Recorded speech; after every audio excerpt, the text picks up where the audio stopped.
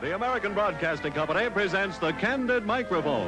And now to the editorial room of the Durgan's Journal and Walter Winchell. Good evening, Mr. and Mrs. North and South American, all the ships at sea. Let's go to press. This is your host bidding you enter the inner sanctum. The Johnson's Wax Program with Fibber McGee and Molly.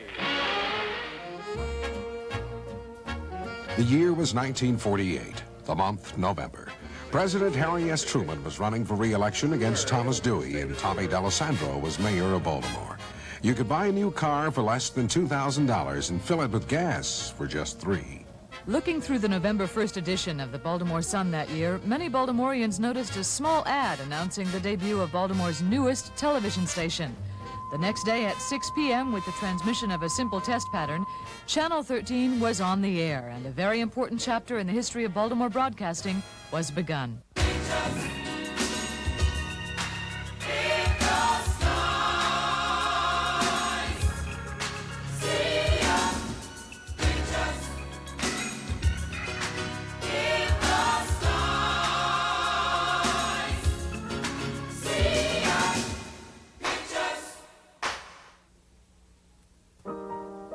For 40 years, WJZ-TV, originally known as WAAM, has sat high atop TV Hill, broadcasting to the city of Baltimore and the people of Maryland. The city has changed, and so has the station. But as we approach 40-something, we realize that the relationship between the station and the people of Baltimore hasn't changed. It continues to be a very special friendship. Welcome to WJZ-TV. Hello, I'm Al Sanders. And I'm Denise Koch. Tonight we take a look back at 40 years on Channel 13. It's impossible, of course, to condense 40 years of television in an hour broadcast, and any attempt can only skim the surface. This retrospective will focus on the highlights. But first, a little history. We begin at the beginning. When WAAM, or WHAM as it was called, signed on the air November 2nd, 1948, it was Baltimore's third television station. It held the distinction of being the first television station in Baltimore and one of the few nationwide to open shop in a building designed specifically for television. On June 27, 1957, the sale of WHAM to the Westinghouse Broadcasting Company was approved, and in August, the call letters were changed to WJZ. In 1958, WJZ acquired the rights to Oriole baseball, an important deal for WJZ and the community. The station carried Oriole baseball from 1958 to 1960, and again from 1962 to the end of the 1978 season. In 1959, the Candelabra Tower was built on Television Hill, allowing all three stations to reach viewers in Virginia, Pennsylvania, and Delaware, as well as many Marylanders who were formerly unable to tune in. WJZ has also been a leader in technological advances. In the spring of 1985, Channel 13 became the first commercial television station in Baltimore to broadcast in stereo.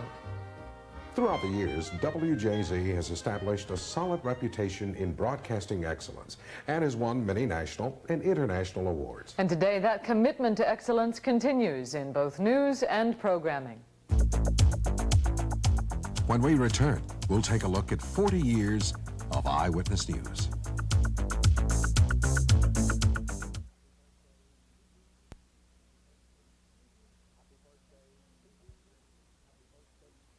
Happy birthday to you. Happy birthday to you. Happy birthday, Channel 13. Happy birthday to you. Twice every weekday evening, as a member of the Eyewitness News team, I make this journey from the newsroom to the studio to bring you the news. A news operation is only as good as the people behind it, and success comes from years of experience and trust. We take a look now at some of the people who brought you Eyewitness News over the years. Ladies and gentlemen, elected in his own right, the President of the United States. The presidential election of 1948 was of particular consequence to Channel 13. The re-election of Harry S. Truman was the first news to be broadcast over its airwaves. Wham's original 15-minute newscast was presented daily at 7 p.m. by Ted Jaffe, with Nick Capafrida on sports. How does it feel to own an Edsel? It's like falling in love. Up in the morning and out to school. In 1957, the news was expanded to a half hour, and Keith McBee was hired as news director and anchor. In the early years at Channel 13, it wasn't unusual to find one person doing many jobs.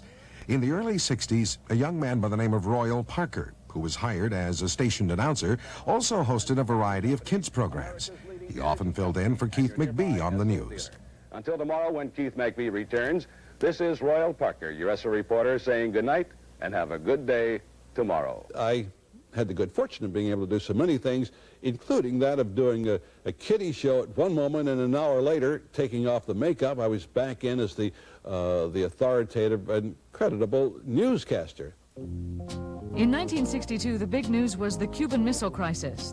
This government, as promised, has maintained the closest surveillance of the Soviet military buildup on the island of Cuba. The situation had worsened, and President Kennedy ordered an air and sea embargo on Cuba. It was the year that Johnny Carson was introduced as the host of The Tonight Show. Another young man was introduced to television that year. Originally hired as a staff announcer and news reporter, he would become the most popular personality in the history of Baltimore television.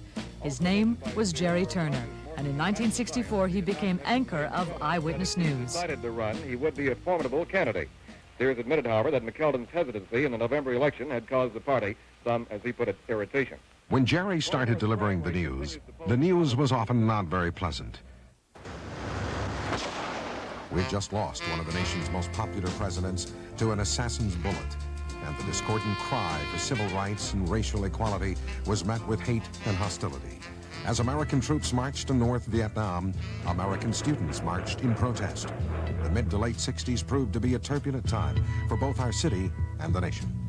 There's something happening here. What it is ain't exactly clear. There's a man with a gun over there, telling me I got to beware. I think it's time we stop. Children, what's that sound? Everybody look what's going down.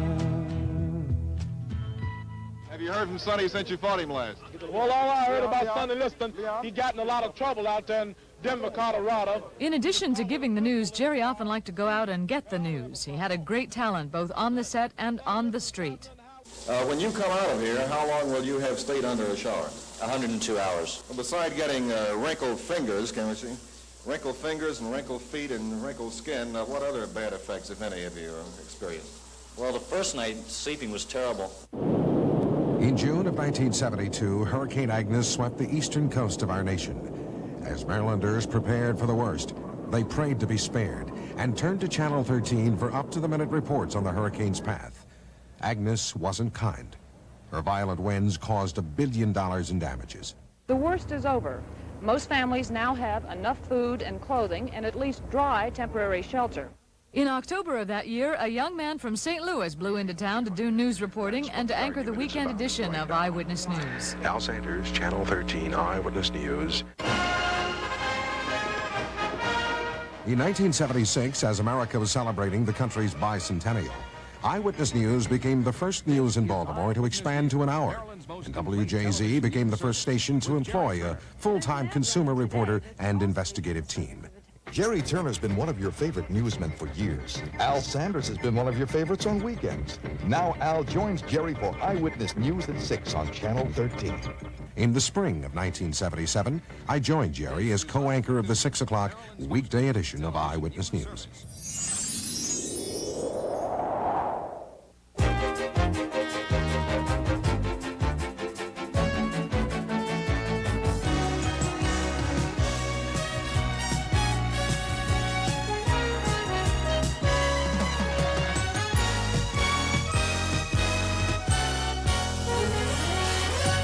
Good evening, everybody. I'm Jerry Turner. And I'm Al Sanders. That outbreak of typhoid fever in Maryland has now... For 25 years, Jerry Turner anchored Eyewitness News. Baltimore loved Jerry, and Jerry loved Baltimore. He is fondly remembered for what perhaps was his favorite part of the newscast, the kicker. That last story before the goodbye that left the viewer with a smile. Well, finally, ladies and gentlemen, it is not a pretty story. All I had to do to Turner would be off camera, he'd start reading the story. And finally, tonight in Oshkosh, Wisconsin, all I had to do is go, uh-oh. Now, that doesn't sound like that's funny, and it's not. But to Turner, it meant that he knew that I knew something was coming up, and he'd start to laugh and giggle. And before you know it, he was kind of, sometimes he would get so silly, you never even heard the punchline of the story. But Tracy Waters, an Oklahoma teenager, owes her life to pigeons. She was climbing on a rooftop when it collapsed, and she fell 5 stories down an elevator shaft and escaped with only a few bruises and a lot of embarrassment. The fire chief said her fall was cushioned and her life saved by a 5-foot pile of pigeon droppings at the bottom of the elevator shaft. I'm Jerry Turner. Good night. That's it. That's correct.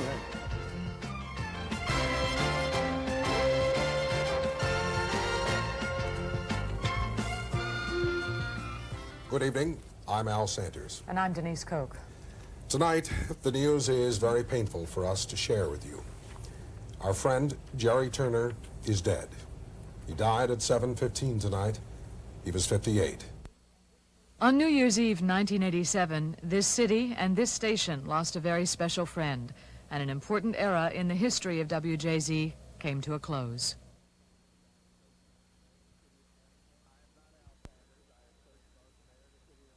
I am not Al Sanders. I am Kurt Schmoke, the mayor of the city of Baltimore. Happy birthday, Channel 13. This is the newsroom where the members of the Eyewitness News team work to bring you the news each day. It takes a lot of people both in front of the camera and behind the scenes to put on close to 20 hours of news a week. Many of the reporters who have come and gone over the year, I'm sure you're familiar with, lots of the anchors you remember. There is one young man who is still working here, who has been here for the last 29 years. I know you know this young man is George Bauman. George, can you tell me what it was like up here on Television Hill 29 years ago when you arrived? Well, you just saw how big the newsroom is. So many people, I don't really know everybody here. Back then, we had about 6 people in the newsroom, in a room about the size of, a little bigger than the area we're sitting in right now. What are the kinds of stories you've covered in this state over 29 years? A lot of changes. Oh, a lot of changes.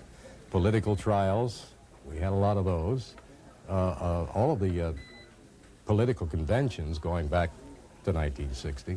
Lots of governors, lots of mayors, lots of county executives. The social upheaval of the 60s, which began down in Cambridge, worked through Princess Anne and up into Baltimore. All of those things. A lot of changes. And now we're going to take a look back, George, at Eyewitness News and how it's changed over the years.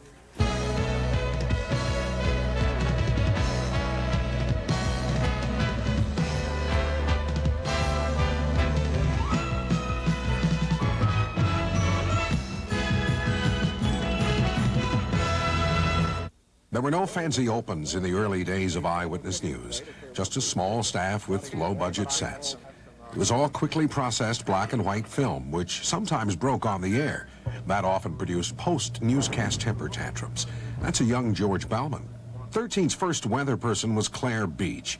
She and George were the original anchors of the midday news. As the Eyewitness News team began to grow in the late 60s, Ann Bishop was hired as a reporter and anchor. She was one of Baltimore's first female newscasters. Today, Ann is anchoring the news in Miami. I was there during the riots and watched sadly as the city was torn apart. The military troops camped in Druid Hill, and I was kept in the armory reporting hourly on the fires. I can only say that turbulent period must have strengthened the Monument City. The early 70s brought Kay Montgomery. She has since left the business. Union and management officials for the coal industry are meeting with federal... The late Wiley Daniels was Baltimore's first black anchorman and reporter. Baltimore City delegates say they will introduce... Oprah Winfrey joined Eyewitness News in 1976 as a co-anchor and reporter. Richard Scher joined us in 1975. Richard and Oprah co-anchored the noon news for a while, and Richard often shared the desk with Jerry. He was on the set the night of Channel 13's funniest moment on the air, the Hanukkah live shot. Standing by at his home live with Instant Eye is Rabbi Bradley Bliefeld of the Baltimore Hebrew congregation with his family. Rabbi Bliefeld, this is Richard Scher, and we'd like you to explain the significance of Hanukkah, if you would. This begins our 8-night festival of religious freedom. We commemorate the time over 2,000 years ago when a small group of Jews fought for their religious freedom against the Assyrians. We of the Jewish community share in the concern for the hostages being held in Iran, for they too are suffering under a contemporary form of religious tyranny. Well, we certainly hope that all of those prayers are answered, and may all of us here wish you and all of your family a very happy holiday, Rabbi. Thank you, and to all in the community. Okay, thank you very much. Still ahead, the Colts prep for the last game of a painful season. Klaus Wagner has that story. And it's tip-off time at Archbishop Curley. Klaus Wagner will have that story for you live next on Eyewitness News.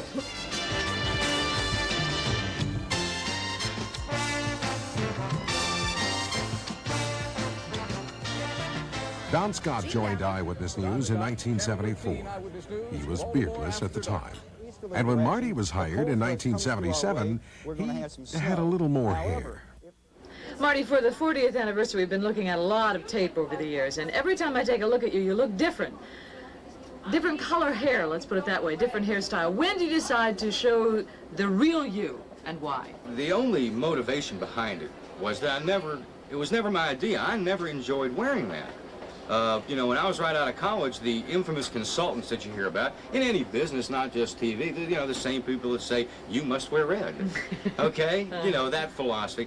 They said, you know, wear a hairpiece, you will not work in TV. And I hadn't lost my hair then. It was thinning. They said, do it right now. Now, you know, I'm right out of college, you want to get a job. And it was a move that I regretted, literally on a daily basis after that. And finally, I just said, look, I'm not going through another summer wearing this. A meteorologist, Jim Smith was Channel 13's first professional weatherman back in the 60s. Today he does the weather in Tampa, Florida. I want to say to the people of Baltimore, thank you very much for some very fond memories back in the 60s. And thanks to you, WJZ, for a good time, and happy anniversary to you all. When Jim Smith left, the station decided to hold open auditions to find their next weathercaster, and the rest is history. Weather auditions, take one. Good evening, girls. Next. We bring you the weather, don't we, Leroy? Oh, yeah. The Eyewitness News team saw a lot of weathermen The Rockies. If you're unhappy with the weather, until they found the right one. Hi, I'm Bob Turk. We had a rainy day in Baltimore today, but tomorrow looks sunny. Hey, hold it. He's really good. Weatherman Bob Turk. It takes a special kind of man for the Eyewitness News team. Why does it rain when I play golf? When I originally applied for the job, I didn't even know it was for an on-air position. I thought it was just going to be doing the research because no one was on the air at that time. I thought I'd be doing the forecast for someone just to read on the air. Little did I know, a week later they said, how'd you like to come in and do the 11 o'clock news with Jerry Turner? And I said, you mean on the air? I said, okay, I'll try it, we'll do it. But you and Jerry hit it off right away. We hit it off like father and son immediately. And we've had so many good times. I mean, I can remember some of the funny things that happened. One night on a recap, we had there was a steering wheel sitting in the studio. I just picked it up as I was doing the weather. I'm sitting there driving this steering wheel, and our audio guy and in the control room, they saw what was going on, and they immediately said, okay, let's get some music, let's put this to music, let's do something with this bit. And I'm listening, and I'm playing this driving my car into weather thing.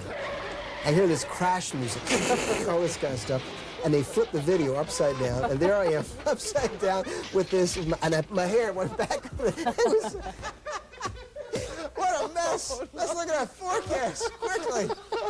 John Kennelly, now reporting sports in New York City, was WJZ sportscaster during Baltimore's golden age of sports. 65 to 72.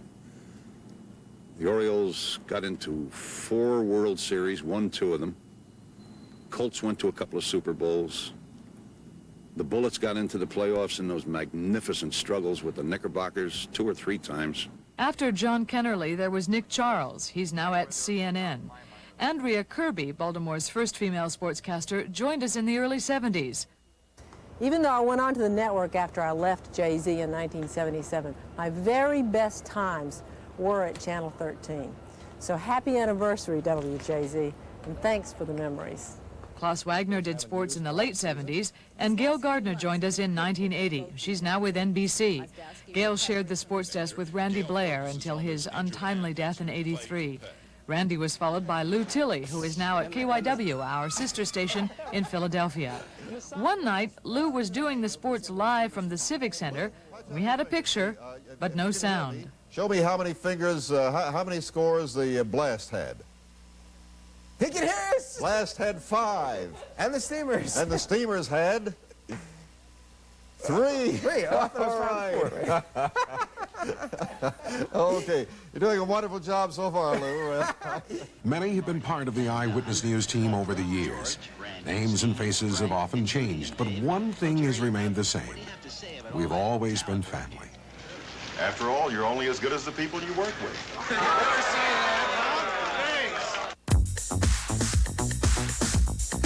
When we return, we'll take a look back at some of the many TV shows you've enjoyed on Channel 13 over the years.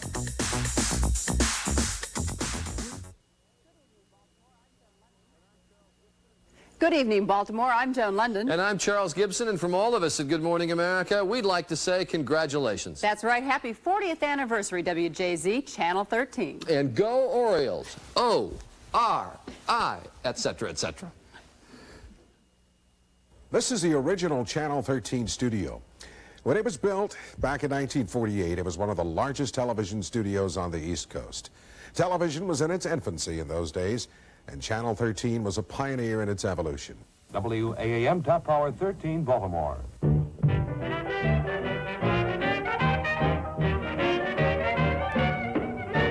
When Wham signed on the air in November of '48, there were only 43 television stations in the country.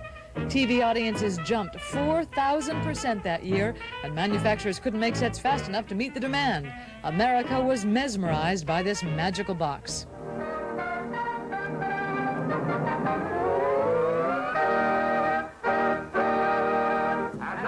Gentlemen, introducing America's #1 television star, who, like Lady Godiva, horses around every Tuesday night, Milton Berle.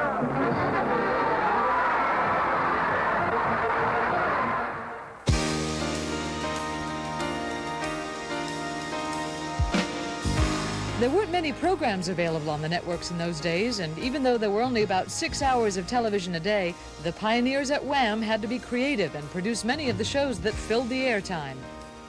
The one thing that you had going for you that the public were, at that time, were not very sophisticated about television. You had to make up your own show, so to speak. We did a lot of studio shows live in those days.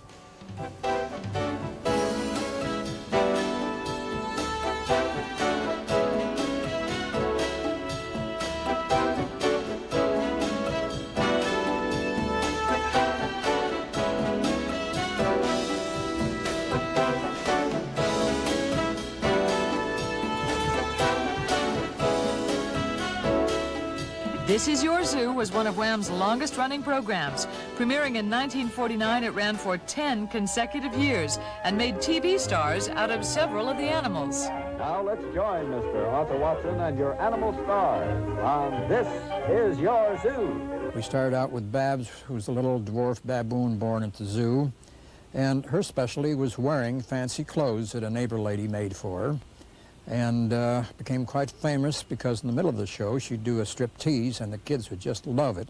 Betsy was the famous painter. I would throw the colors on and she would mix them, and she took to it beautifully.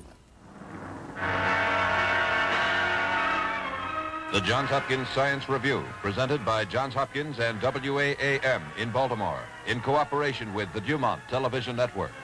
Greetings, ladies and gentlemen, and welcome to another Johns Hopkins Science Review. The most noted show that came out of Wham, however, was the Johns Hopkins Science Review. It debuted in 1949 and ran for many years, both locally and nationally. Come on, you can get on free. And so can all of you out there every Monday through Friday at 4:55 on TV 13. In the spring of 1957, during the final months of Wham, another kiddie show was born. It helped launch the career of one of Baltimore's favorite television personalities, and it was called Mr. Poplolly. No, what's not my name? We came up with Mr. Poplolly, who would be conductor of a Cartoonerville trolley and would make a circuitous route for 60 minutes, making these stops as we would show these cartoons.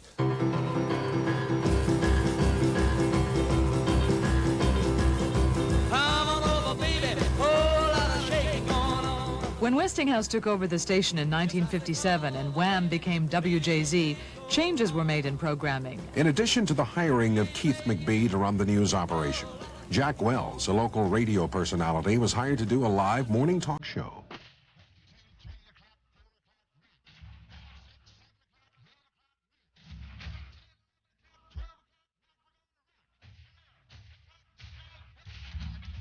It was also at this time that another local radio personality came to Channel 13 to do a music show.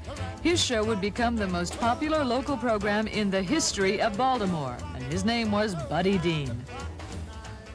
Okay, here is the big dance of this season. Al Brown and his version of the Madison.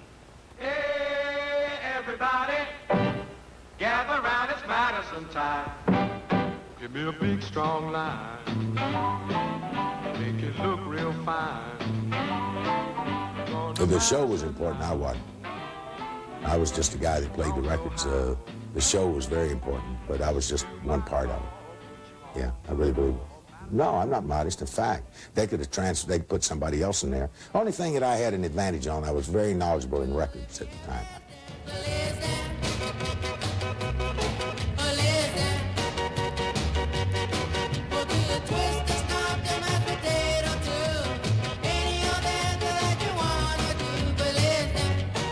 When I go to Baltimore, somebody say, "You need to come back and do that show again."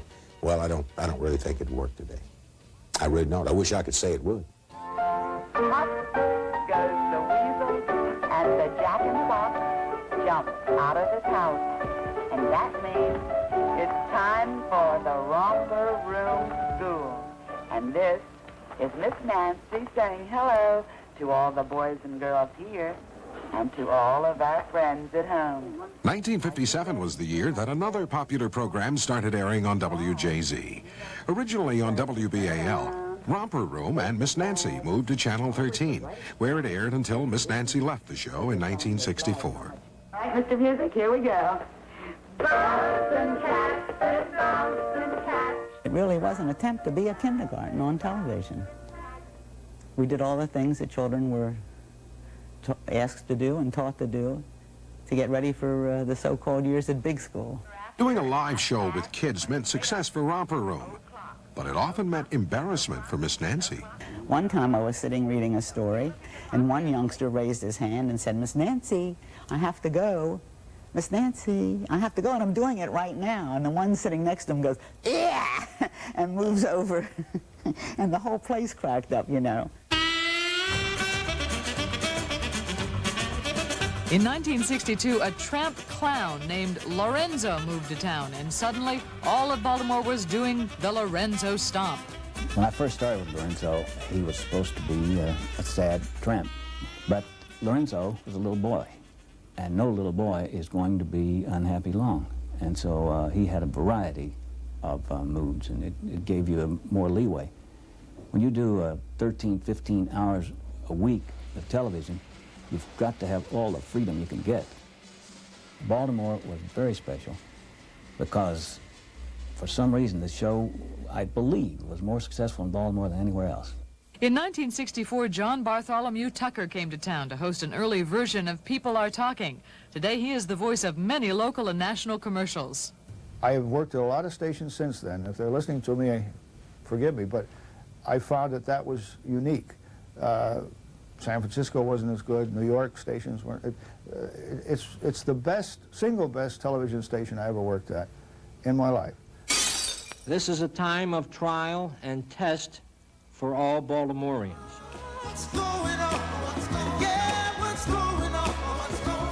In 1968, amidst the riots, protests, and sexual revolution, there was a lot to talk about. On Channel 13, they were talking about it with Arnold Zenker on a show called Contact.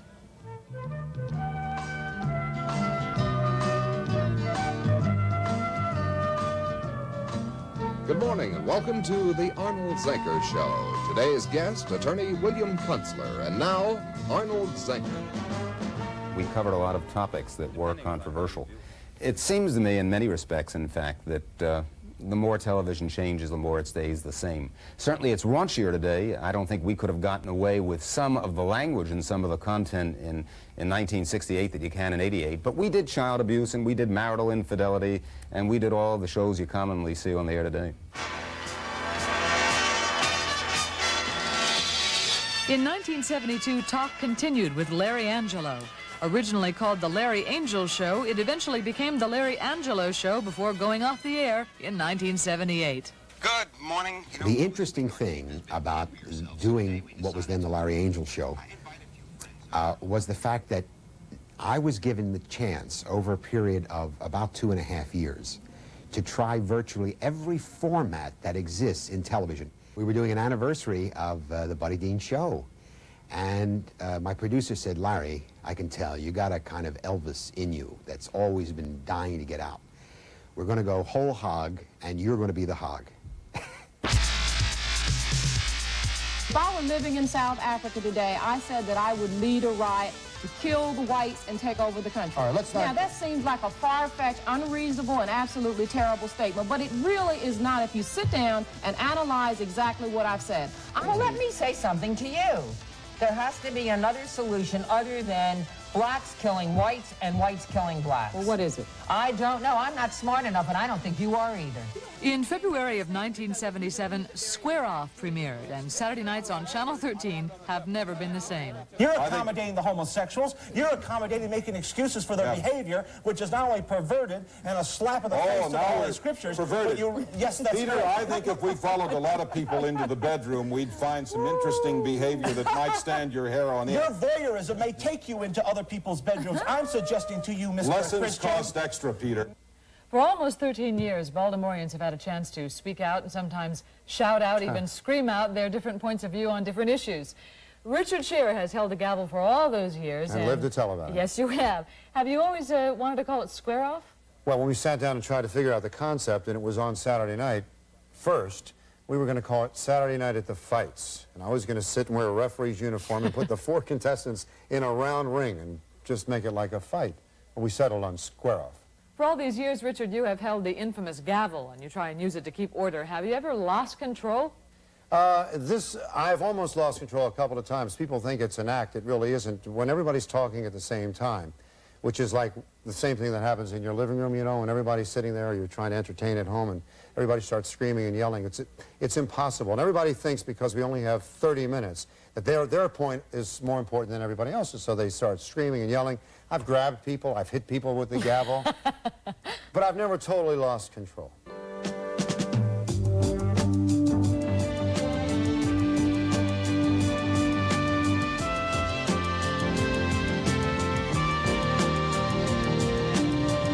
The fall of 1977 marked the beginning of another long-running show on Channel 13, Evening Magazine.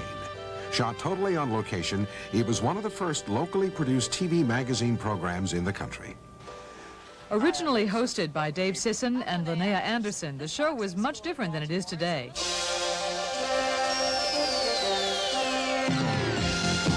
In 1980, Tim White joined Linnea, and in 1981, Donna Hamilton joined Tim. 1984, a new open and a new co-host for Donna. Some other faces on Evening over the years include Baltimore's Cabby J.C. Green, Health Tips with Captain Carrot, Travel with Linda Harris, Buffalo George with his own unique view of American culture, and who could forget Chef Tell. And I seal. Many who got their start on Evening have gone on to bigger and better things. Well, I'm not doing so bad here. Why don't we go down to the store and get some milk? Laura Charles, now with the Baltimore Sun, was originally with Evening.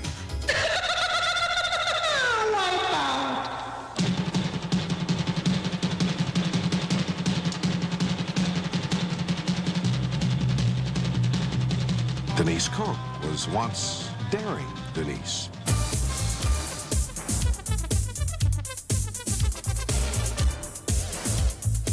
For 12 years, Evening has shown us the stars as well as ourselves. It has taken us around the city, the state, and the world.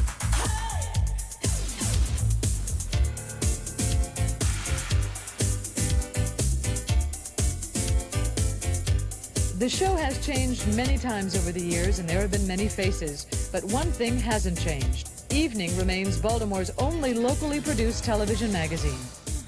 And Today, the co-hosts are Donna Hamilton and Steve Avison. Here we are, Here yes. they are, from the Evening Van. What's unique about Evening, it seems to me, there are a lot of magazine shows on television, but it is a locally produced show, so you really do get a sense of the city when you watch Evening. I think that is the great thing about a show like this, because while you can have stories that come from many different places and be of national interest, we can also do things that pertain only to here. Only to Baltimore and only to Maryland, which is great. I think that's probably one of the big secrets why Evening Magazine has been around for 12 years. How many programs have come and gone in 12 years?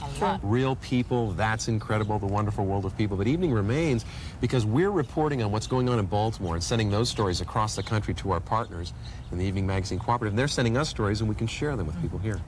People are talking today about having a 30-minute orgasm. In 1978, People Are Talking hit the air with Oprah Winfrey and Richard Scher. It was to become Baltimore's most successful locally produced talk show.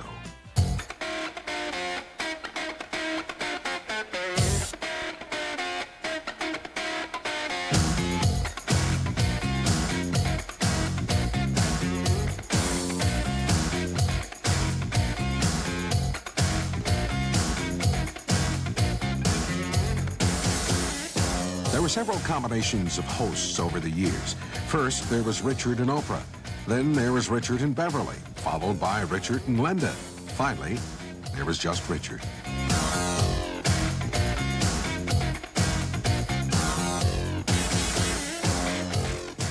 Tonight we have a special treat as part of our celebration of the 40th anniversary of WJZ-TV. We're going to bring two people together who spent 5.5 years together right here in this very studio.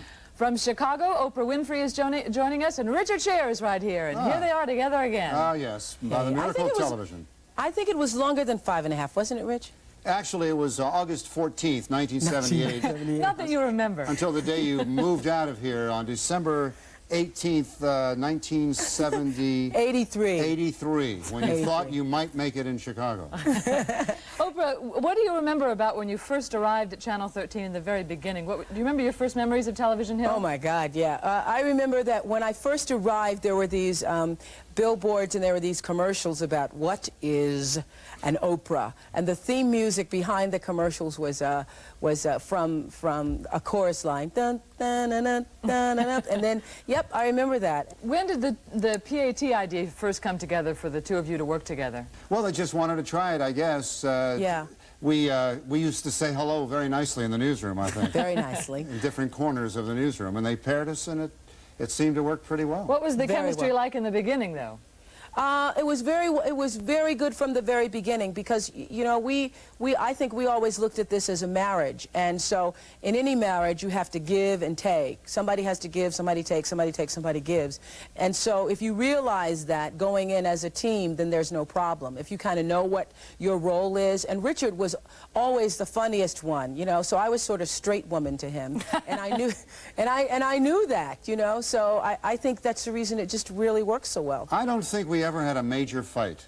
No, we didn't. During the time. No, we didn't. No, we didn't. We had As a matter of fact, Rich, there was somebody here in my studio audience recently who said that they worked at the hospital. Remember the night I went to the hospital, and then you came to the hospital, and you were the only one allowed into the hospital? That's right. How nice. That was the night you put me down as your next of kin. Next of kin. And your blood pressure was high, and I had to rub your arm to get it down. And you know why my blood pressure was high? Because we'd done a show on heart attacks that day, and at the end of the day, I thought I was having one. That's right. That's the one thing about the talk show. No matter what we did, you and I always had those diseases that night. That night. So what reaction did you have when you did the Chippendale show? You remember the Chippendale show? Oh, yeah, I remember that. Was that the show where I ended up sitting in Richard's lap or something? And you jumped out. In fact, there's a clip of that, but you jumped out of your chair into my lap because this guy was shaking more than his arms at you. I remember. And I was afraid that maybe it was going to come out of that G-string or something. I don't know. And we did a lot of appearances together, too, and people used to always ask if I was without Oprah or she were without me, and they always thought that we lived together and were together all the time. Yeah, I heard some of those rumors. I heard when I came here, I was coming here to have your baby. How is she, by the way? Little Oaf Richie. Oh, yeah, I heard all those rumors. Well, it's good to see that when you get together and talk about it, you mostly end up laughing. Oh, the rumors were not true. She, in fact, did not have my baby. Yeah, let's get that straight. Well, I'm glad we've got that straight, especially since we're celebrating this prestigious anniversary. Another important Channel 13 talk show is City Line. Originally known as Sunday Live, it has focused on minority-related issues for 7 years. Kids write us letters, and we make dreams come true. Welcome to Wonder World.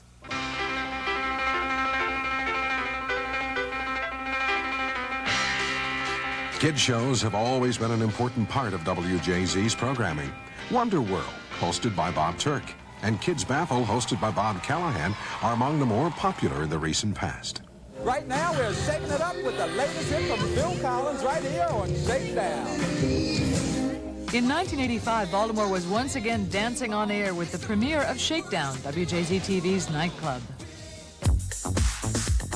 From the Sunshine Kid to Pictures in the Sky, when we return, we'll show you some of our favorite Channel 13 promos.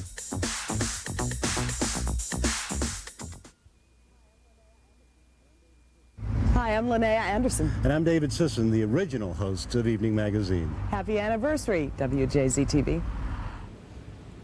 This is our control room, where many of our shows and promos are assembled for air. Promos are those little commercial-like announcements which promote our station, our talent, and our programming. The earliest promo we could find is this one, which dates back to 1961. Everybody with hands on hips and let's cross to the left.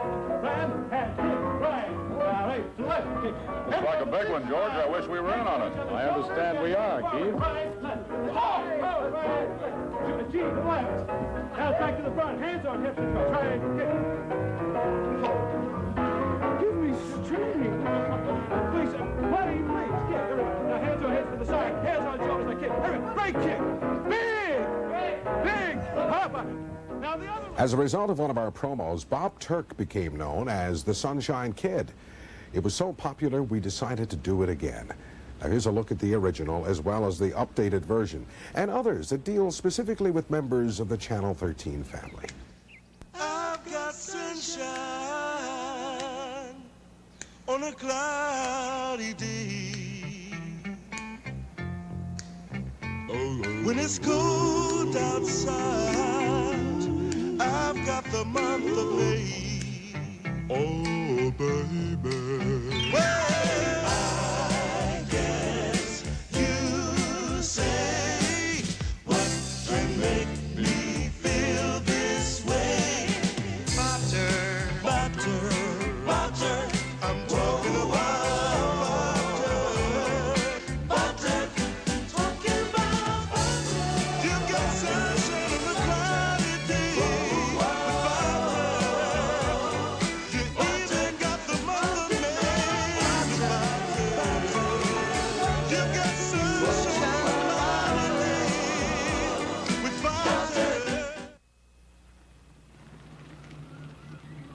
This is the place. Keep it running. I'll be right back. I've got sunshine on a cloudy day. When it's cold outside, I've got the month of May. Oh, baby. Well, I guess you say what can make me feel this way.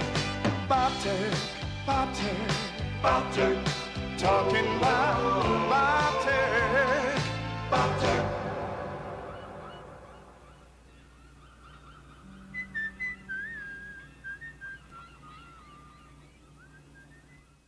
How do you catch bass in the morning? It's not as easy as you might think.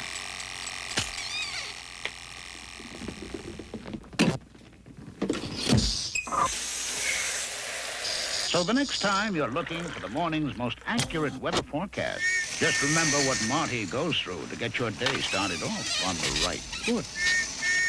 Marty Bass on the Eyewitness News, Morning Edition. After all, that's what friends are for. It is something that too often we take for granted. But imagine how dull this world would be without our smiles. And if you think about it, smiling is not only one of the nicest ways to communicate, it's also one of the most effective. At Eyewitness News, we feel that these qualities are as important in a newscast as they are in our lives. So not only do we take our work seriously, we take our smiles pretty seriously too. Known as image spots, many of our promos over the years have promoted the station as a whole. We have been the station that was a good feeling to know, and that's what friends are for. Now we are Pictures in the Sky. It's the little things you do today that make tomorrow bright. It's the extra effort every time that makes it turn out right. Here today and here tomorrow, through those highs and lows, learning to understand each other as we grow. That's what friends are for, giving so much more, sharing life and a laugh or two. That's what friends are for. Channel 13, giving so much more. Channel 13, that's what friends are for.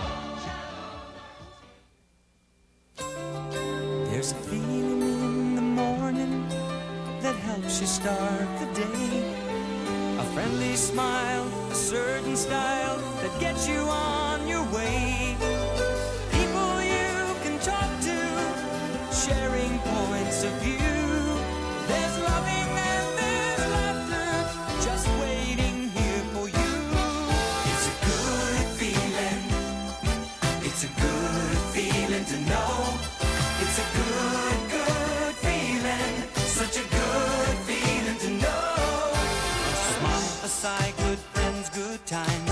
Stars that brighten up the sky. A feeling that will come your way. Sunshine on a cloudy day. It's a good feeling. Channel 13. It's a good, good feeling to know.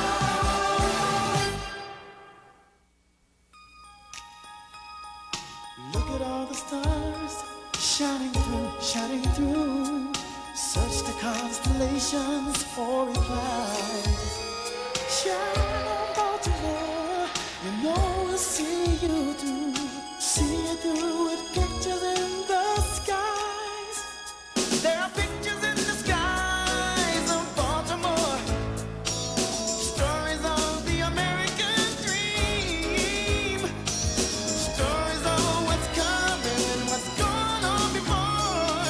In the skies with Channel 13. Pictures in the sky. Baltimore will see you through. Pictures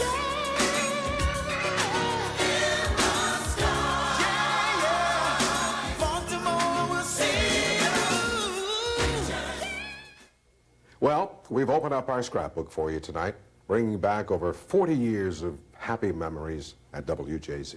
As we close, we'd like to introduce you to the man who is going to lead us into the future, our Vice President and General Manager, Jonathan Klein. Jonathan, how do you see our future? Well, the next 40 years will be a lot different than the last 40 years. We're going to have more cable, we're going to have satellites beaming directly into your house, and the phone company is going to get into the television business. But as long as WJZ remembers what got us here, and that's all the people that work at the station, and our involvement in the local community, we'll do just great. Thank you, Jonathan. We hope you enjoyed tonight's program, and we hope you enjoy Channel 13 for many years to come. Thanks for watching. Good night. I'd like to welcome to our program Arlene Joy with the Twistin' Susie Q. Well, everybody here do the Susie Q. Oh, come on, it's really fun to do. No, you could never see it on TV. Now watch this.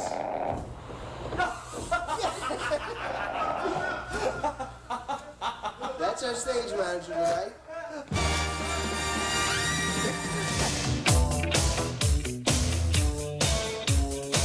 right up there. Hi, I'm Steve Avison. This is my partner, Donna Hamilton. She's having a connection fit. That's next on Evening. Look at that fly! Look at it! Look at it! For 40 years, this is where it all happened at Channel 13. Romper Room, the Buddy Dean Show, the news, commercial spots, People Are Talking, they were all shot in here. Each show had its own set piece or backdrop, and they all aired live, which meant that anything could happen. And when it did happen, thousands of people were watching.